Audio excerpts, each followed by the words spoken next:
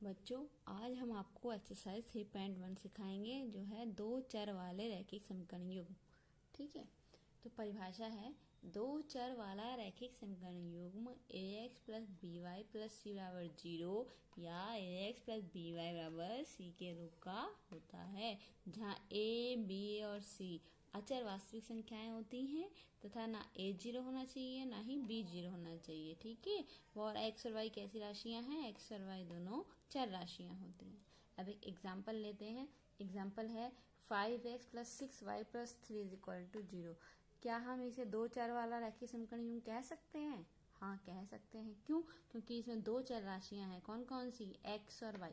ठीक है, और अगर इसकी इस समीकरण की तुलना इस समीकरण से करेंगे तो x का गुणांक a है, यहाँ पे x का गुणांक 5 है, तो a बराबर हो जाएगा 5। ऐसे ही y के आगे प्लस का 6 है, y का गुणांक 6 है प्लस का, यहाँ y b के बराबर है तो b कितना हो जाएगा? प्लस का 6। ऐसे ही c कितना हो जाएगा? प्लस का 3। तो ये एग्जाम्पल है दो चर राशियों वाले रैखिक समीकरण युग्म का। एक रैखिक समीकरण युग्म को हल करने की 3 बीजगणितीय विधियां होती हैं। पहली विधि होती है प्रतिस्थापन विधि। कौन सी? प्रतिस्थापन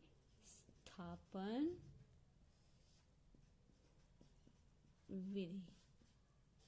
दूसरी विधि होती है विलोपन विधि। कौन सी? विलोपन विधि। और तीसरी विधि कौन सी होती है?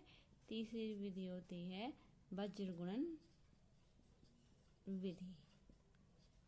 गुणन विधि। आज हम आपको दो चर राशि वाले रैखिक समीकरण युग्म के हल करने की विधि प्रतिस्थापन विधि समझाएंगे। ठीक है, प्रतिस्थापन विधि क्या होती है? प्रतिस्थापन विधि का मतलब है कि हमें समीकरण दी होती हैं।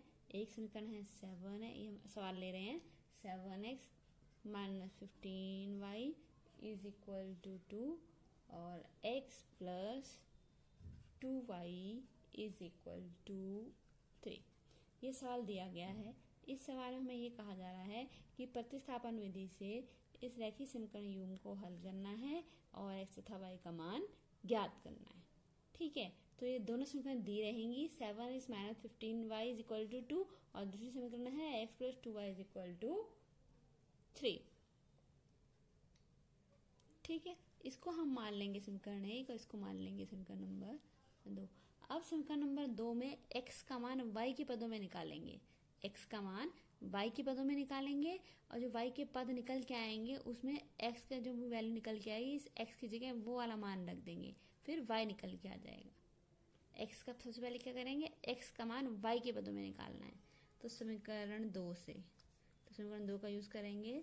समीकरण 2 से क्या करेंगे? समीकरण 2 क्या है? समीकरण 2 चूंकि समीकरण 2 है x plus 2y is equal to 3, तो लिख सकते हैं x बराबर 3 प्लस 2y है तो उधर जाके माइनस 2y हो जाएगा।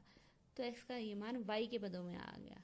y के पदों में, y और एक अचर राशि है, कांस्टेंट वैल्यू है, तो हम कह सकते हैं कि x का मान आ गया y के पदों में। अब इस x की जगह, इस x का ये वाला मान समीकरण 1 के x की जगह रख देंगे।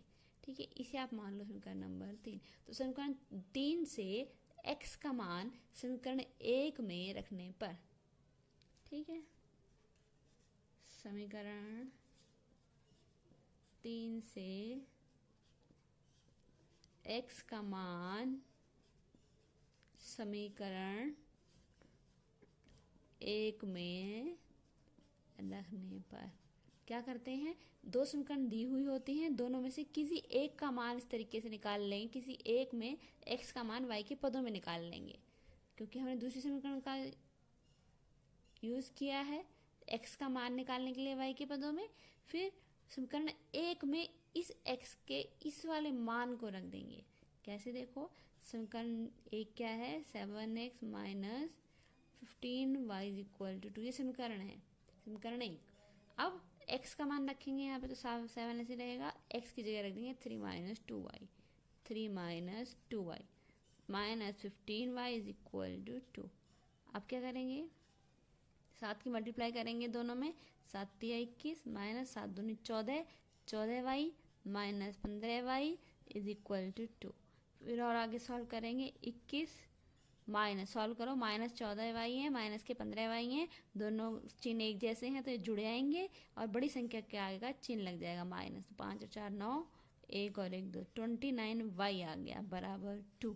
अब इस पूरी वैल्यू को चिन्ह सहित हम इधर ले जाएंगे और 2 इधर आ जाएगा, तो कैसे होगा, 21 माइनस 2, 2 इधर आ गया, प्लस है ये कुछ नहीं होता प्लस माना जाता है, प्लस इधर आके माइनस हो गया बराबर, ये उधर जाएगा तो जब ये इधर आ गया तो इसकी जगह कुछ भी नहीं बचेगा, 0 बचेगा, और इधर आएगा ये तो जाएगा 0 प्लस में 29y। तो कितना हुआ, 21 में से 2 जाएंगे तो कितने आएंगे, इसमें 21 में से 2 जाएंगे तो 19 बराबर 29y। तो y कितना आ जाएगा, दिस इम्प्लाइज 19/29, 29 गुणा हो रहा है y में, इधर जाके 19 के बटे में आ जाएगा, भाग कर देगा 29, तो ये y का मान निकल के आ जाएगा। अब इस y का मान समीकरण 3 में रख देंगे यहाँ पे, तो x का मान निकल के आ जाएगा, तो लिखेंगे y का मान समीकरण 3 में रखने पर, y का मान समीकरण 3 में रखने पर, तो ये क्या है, क्योंकि x बराबर है 3 माइनस 2y, समीकरण 3 है ये, तो लिख दी हमने समीकरण 3 ऐसे की ऐसे। अब x का मान निकालना है, 3 ऐसे कैसे रहेगा, x ऐसे कैसे रहेगा, माइनस ऐसे रहेगा, 2 ऐसे ही रहेगा, y की जगह लिख देंगे 19/29, तो क्या हो जाएगा, 19 दूनी 38 को ऐसे लिख सकते हैं, ऊपर वाली संख्या के ऊपर गुणा करेंगे, नीचे वाली संख्या के नीचे गुणा करेंगे, अंश की गुणा करेंगे, अंश की 19 दूनी 38 बटे में 29 एकम 29, इसको ऐसे लिख सकते हैं x।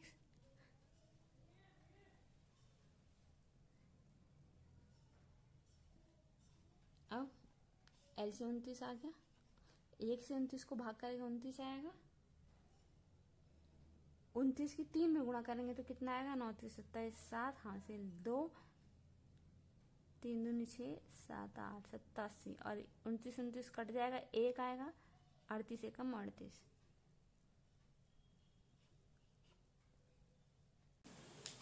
अब x बराबर कितना आ जाएगा, 87 माइनस 38 और अपॉन 29।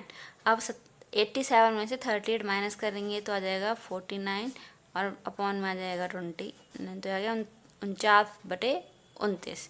तो x का मान आ गया, एक आंसर हो गया, x का मान आ गया 49/29 और y का मान आ गया ये 19/29। ये 2 आंसर हो गए। दूसरा उदाहरण लेते हैं, एक्सरसाइज 3.1 का। 2 पेंसिल और 3 रबड़ों का मूल्य 9 रुपये है, तो 4 पेंसिल और 6 रबड़ों का मूल्य 18 रुपये है। प्रत्येक पेंसिल और प्रत्येक रबड़ का मूल्य ज्ञात कीजिए। तो जो पूछा जाता है वो मान लेते हैं, क्या मान लेंगे इसमें, माना एक पेंसिल का मूल्य x रुपये और माना एक रबड़ का मूल्य y रुपये। ठीक है, तो मानेंगे इसमें सबसे पहले, माना एक पेंसिल का मूल्य बराबर एक पेंसिल का मूल्य बराबर x रुपये, व माना एक रबड़ का मूल्य बराबर कितना, y रुपये।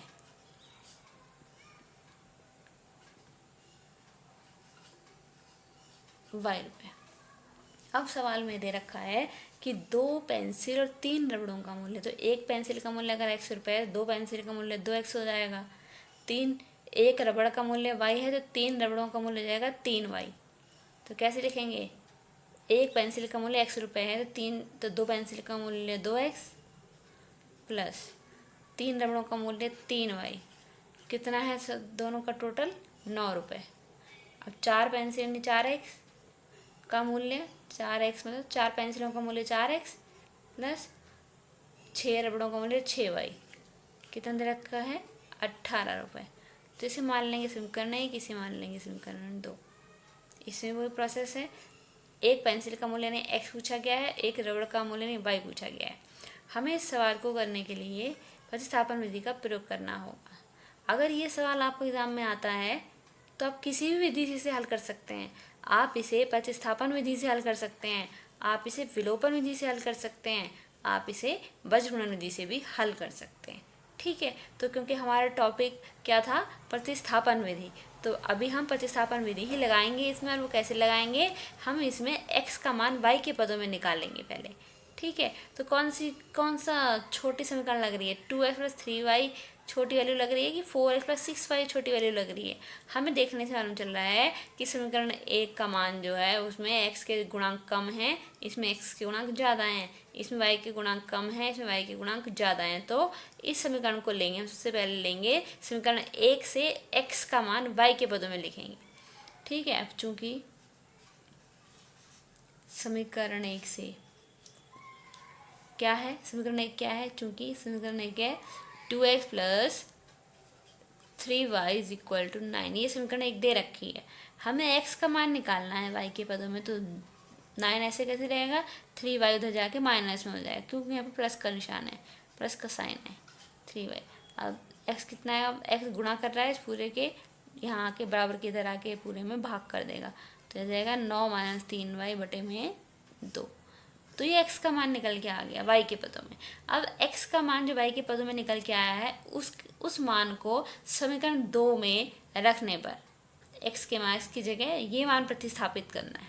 समीकरण 2 में इस x की प्लेस पे हमें ये वाला मान रखना है। ठीक है, अब लिखेंगे इसे, मान लेंगे समीकरण नंबर, मान है ये x का, तो 3 मान लिया इसे। तो चूँकि x का मान समीकरण 3 से समीकरण किसमें, समीकरण 1 से मान निकाला और जो मान निकल के आया उसे 2 में रख दिया। तो 3 से समीकरण 3 से x का मान कहाँ रख देंगे, समीकरण 2 में। पहले समीकरण से तो x का मान y के पदों में आ गया। ठीक है, अब ये तीसरी समीकरण बन गई। अब तीसरी समीकरण की हेल्प से हम दूसरी समीकरण का मान निकालेंगे। तो समीकरण 3 से समीकरण 2 में रखने पर x का मान समीकरण 3 से समीकरण 2 में रखने पर अब क्या करेंगे, अब समीकरण 2 क्या है, अब चूंकि समीकरण 2 है 4x plus 6y is equal to 18, ये समीकरण 2 थी।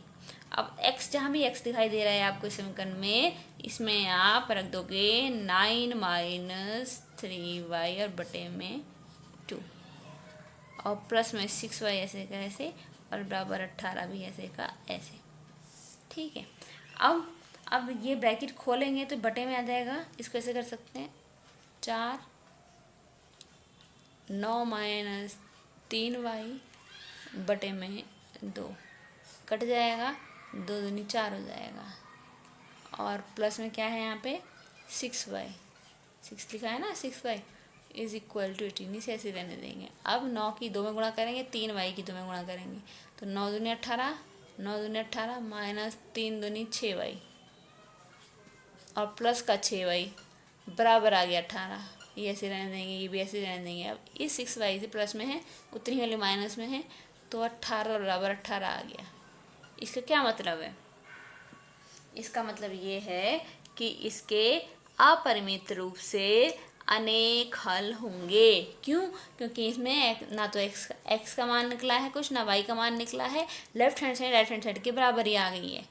तो अपरिमित रूप से इसके अनेक हल होंगे, कोई भी अद्वितीय हल नहीं होगा, क्योंकि यह y के सभी मानों के लिए सत्य है। ठीक है,